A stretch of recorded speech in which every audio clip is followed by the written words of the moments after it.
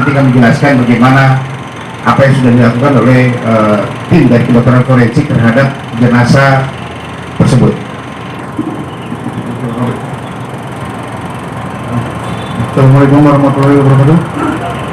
Baik, dari kami bisa saya sampaikan bahwa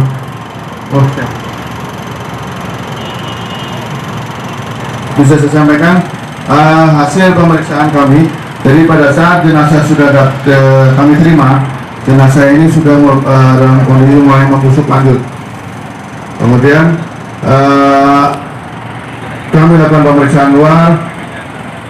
Kami temukan dalam pemeriksaan bahwa adanya ketemu lebam mayat di bagian tubuhnya. Kemudian kami tidak menemukan tanda-tanda kekerasan lain selain luka tusuk di dada atau luka kekerasan tajam di dada, dan sebanyak 4 kali, di mana gambaran kekerasan tajam di dada ini bermacam-macam. Ada yang kedalaman lukanya hanya sampai jaringan otot, kemudian lebih dalam lagi, yang kedua juga lebih dalam lagi, yang ketiga lebih dalam, yang terakhir lebih dalam lagi. Luka kekerasan tajam tersebut menembus sampai memotong bagian bawah paru-paru. Selanjutnya kami lakukan pemeriksaan juga di leher. Kami juga menemukan kekerasan tajam di leher yang memotong tenggorokan, tapi tidak memotong pembuluh darah utama balik dan pembuluh darah utama leher. Jadi hanya sampai tenggorokannya saja.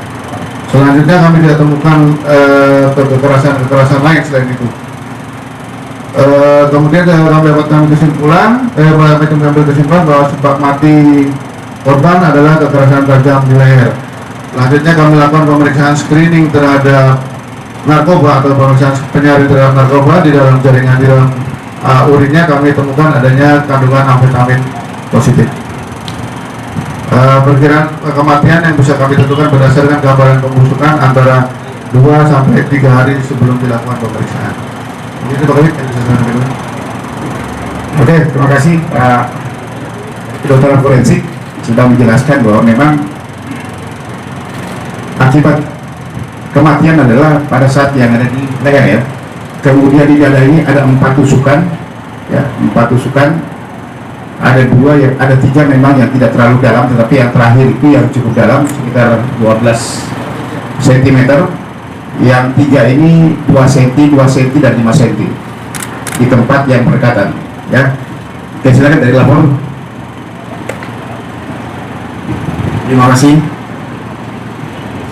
Kami dari laboratorium forensik akan menerangkan barang bukti yang diperiksa di lapor. Yang pertama, kita melakukan olah TKP yang diminta oleh Polda Metro. Kita melakukan TKP yang ditemukan mayat dari korban tersebut. Nah, dari hasil itu kita menemukan atau memang ditemukan pisau, salah satu pisau, terus rambut, terus motor yang dipakai korban. Nah, semua barang bukti tersebut kita lakukan pemeriksaan, baik di motor, di pisau. Kalau di motor kita cek tidak ada darah, tidak ada barang bukti yang kita bisa temukan di situ. Yang kedua, pisau kita temukan DNA dari korban sendiri, baik dari pisau itu kan ada tajamnya, baru pegangannya. Nah, kita periksa juga dagangnya, dengan harapan kita temukan profil DNA lain dengan korban. Tapi dalam kenyataannya kita periksa tidak ditemukan DNA lain dari korban. Jadi DNA di pisau itu terdapat DNA korban semua. Terus rambut yang kita curigai ini rambutnya siapa yang ada di TKP. Sedangkan dari hasil olah TKP korban masih pakai helm, dan itu ada ceceran rambut di situ. dan setelah diadakan pemeriksaannya itu juga DNA korban, ada DNA korban. Jadi kita tidak temukan, kita menduga ada mungkin orang lain di situ, tapi kita tidak temukan. Jadi kita temukan DNA korban aja.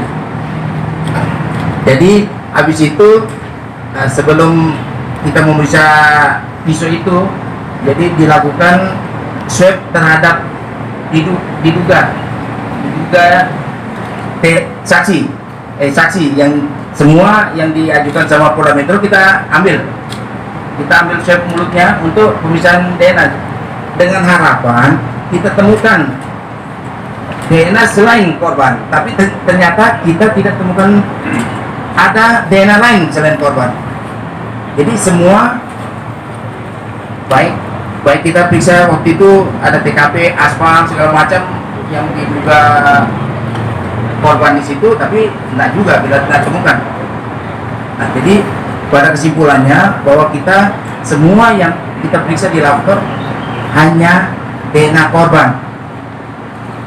Jadi itu aja yang bisa Lafornas sampaikan. Terima kasih.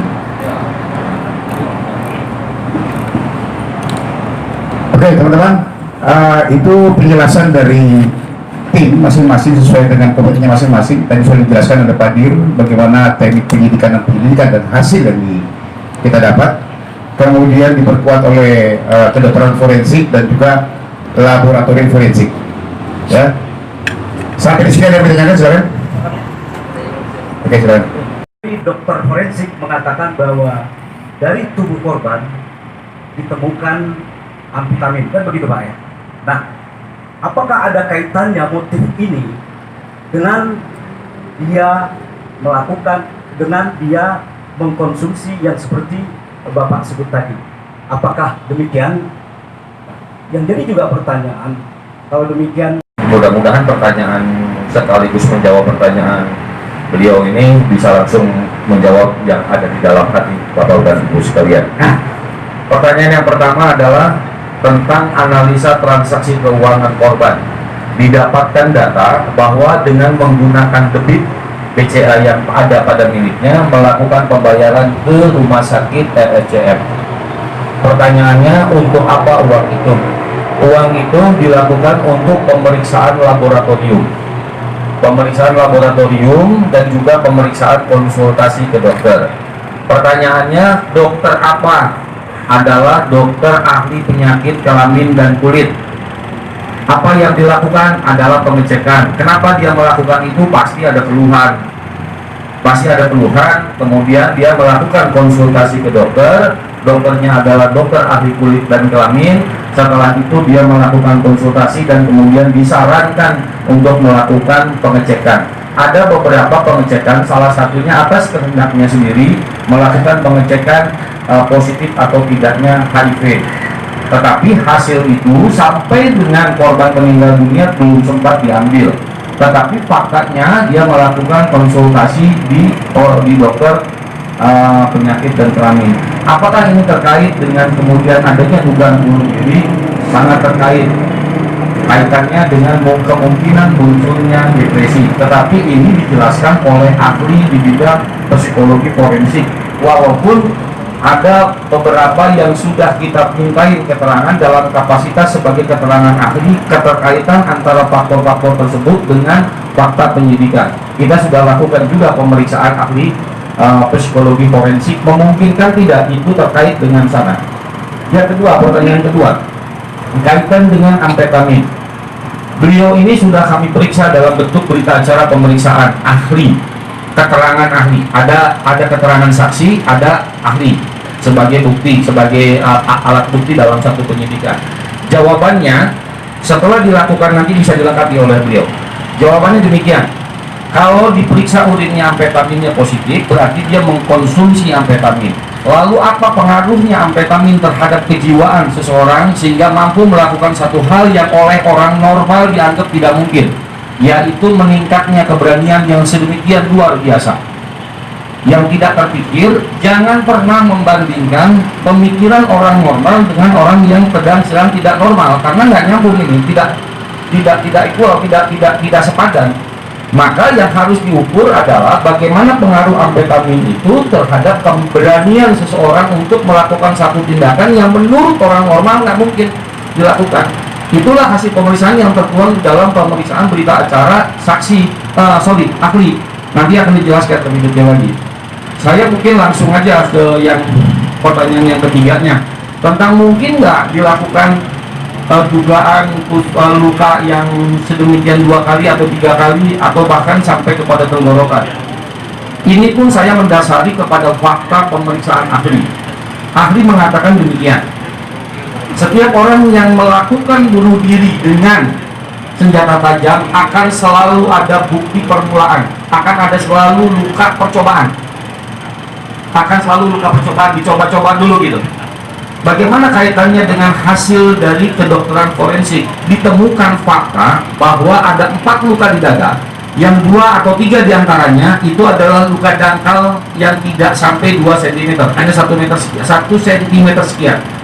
Itulah yang kemudian dianggap sebagai luka, melukai dengan percobaan. Nanti mungkin dokter yang lebih jago, saya mendasari kepada hasil pemeriksaan berita acara, pemeriksaan keterangan ahli. Itu Pak Kabit.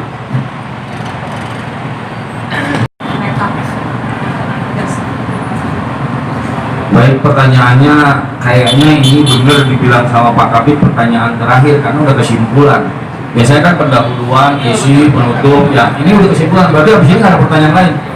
Oke rekan-rekan sekalian, dari beberapa faktor, dari beberapa penjelasan dari TKP, dari keterangan ahli, dari keterangan saksi, dari olah TKP, dari keterangan yang lain, dan bukti petunjuk yang lain, maka penyidik sampai saat ini berkesimpulan bahwa yang bersangkutan diduga kuat melakukan bunuh diri.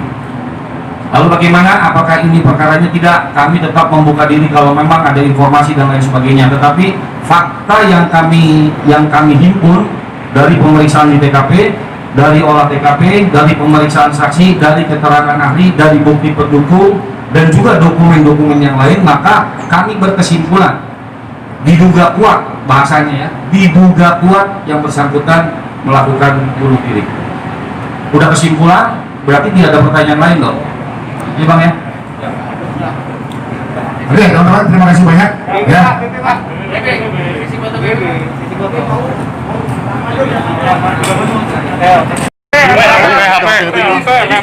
HP bang, HP bang. Padir gak dampingin Padir.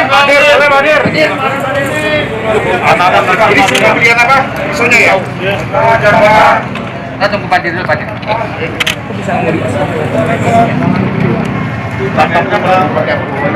Padir pegang pisaunya Padir. Mana pisau? Nggak kelihatan, nggak kelihatan.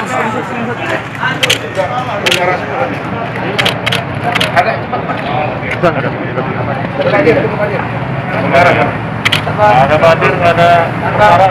Iya ini. Padir pegang pisaunya Padir. Padir. Wah kalau dibuka lebih bagus lagi itu kayaknya itu memang.